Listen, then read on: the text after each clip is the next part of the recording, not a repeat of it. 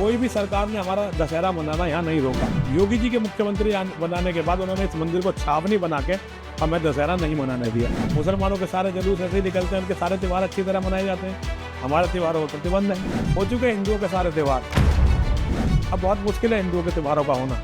आप एक हिंदू स्वाभिमान नामक एक संगठन भी चलाते हैं और आपके पास एक धर्म सेना है जिसमें शायद लगभग 5,000 लोग हैं। अब तो ज़्यादा है, अब तो ज़्यादा लोग हैं। ठीक है, तो इसे बनाने की क्या जरूरत थी और इसके देखिए, जब विस्तार में हिंदू स्वाभिमान धर्म प्रचार के लिए और धर्म सेना जो बनाई गई थी, जमीन पे हिंदू लड़ना सीखे इसके लिए बनाई गई थी। लेकिन जब से योगी आदित्यनाथ जी महाराज आए हैं उसके बाद ये दोनों संस्थाएं लगभग बंद हो गई हैं। क्यों? खुद हिंदू प्रचार के रूप में देखिए, वो जो भी है हम उनका बड़ा सम्मान करते हैं, लेकिन हिंदू युवा वाहिनी भी बंद हो गई। उन्होंने हिंदू युवा वाहिनी तक बंद कर दी, तो हम तो बहुत छोटे मोटे कीड़े मकोड़े हैं, हमारी संस्था को तो बंद होना ही था। योगी जी के शक्ति में आने के बाद प्रशासनिक अधिकारियों का इस तरह का दबाव रहा, न धर्म सेना रही और न हिंदू स्वाभिमान रहा। इसके पीछे कारण क्या लगता है? कारण देखिए, जो भी हो तो अब योगी जी से पूछिए या उनसे पूछिए जो सरकारों को चला रहे हैं, लेकिन हमें बहुत बुरी तरह कुचला गया। सरकार की तरफ से आपको? सरकार की तरफ से, प्रशासनिक अधिकारियों की तरफ से, पुलिस अधिकारियों की तरफ से। देखिए, मैं आपको एक उदाहरण देता हूँ। हमारे यहाँ दशहरा मनाया जाता था। दशहरा में हमारे यहाँ हजारों लोग आते थे और सुबह से सांझ तक अपने अपने लाइसेंसी अस्त्र लेकर आते थे, गोली चलाते थे और यहाँ हजारों गोलियाँ छुटती थी। तो ये बड़ा भव्य दशहरा हमारे यहाँ मनाया जाता था। हम यहाँ मंदिर में जब महंत बनकर आए थे तो मुलायम सिंह यादव जी का राज था।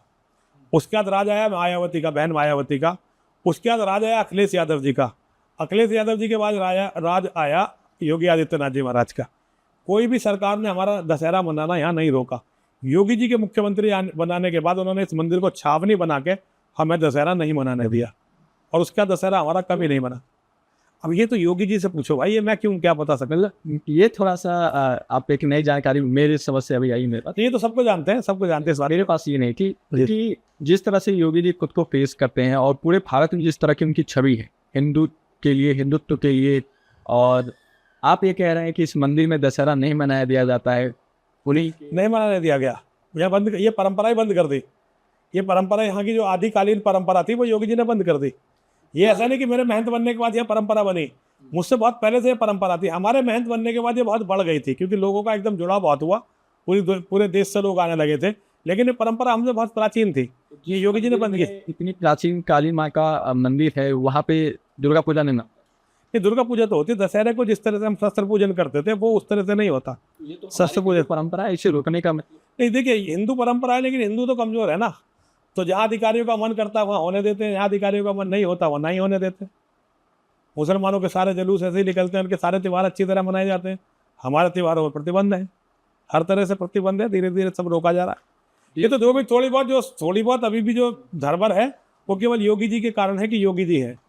तो योगी जी जैसे भी कांवड़ की यात्रा, अगर योगी जी नहीं रहेंगे आप यहाँ कांवड़ यात्रा बहुत मुश्किल होगी, लगभग ना के बराबर कांवड़ यात्रा होगी, देख लेना आप। अब अगर योगी जी मुख्यमंत्री नहीं रहेंगे, कुंभ प्रतीकात्मक लगेगा।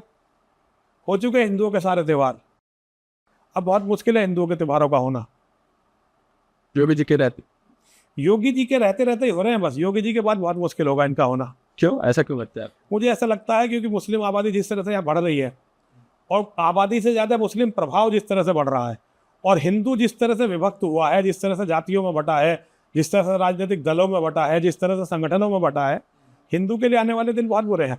हमारे देश में लोग कहते हैं कि उत्तर प्रदेश में हिंदू सबसे ज्यादा फ्रीडम के साथ रहते हैं। नहीं, ये गलत कहते हैं लोग। नहीं, गलत कहते हैं। हिंदुत्व नहीं, हिंदुत्व का देखिए, योगी आदित्यनाथ जी का राज चल रहा है। योगी आदित्यनाथ जी का राज चल रहा है यहाँ पे। योगी आदित्यनाथ जी जो चाहते हैं वो होता है। बाकी हिंदू को फ्रीडम तो यहाँ बिल्कुल भी नहीं है। हिंदू को छोटी छोटी चीज़ों के लिए सरकारी अधिकारियों के सामने नाक रगड़नी पड़ती है।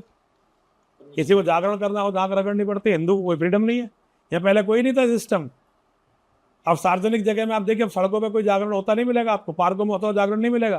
पहले सारे जागरण, सारे कार्यक्रम, धार्मिक कार्यक्रम पार्कों में, सड़कों पे होते थे।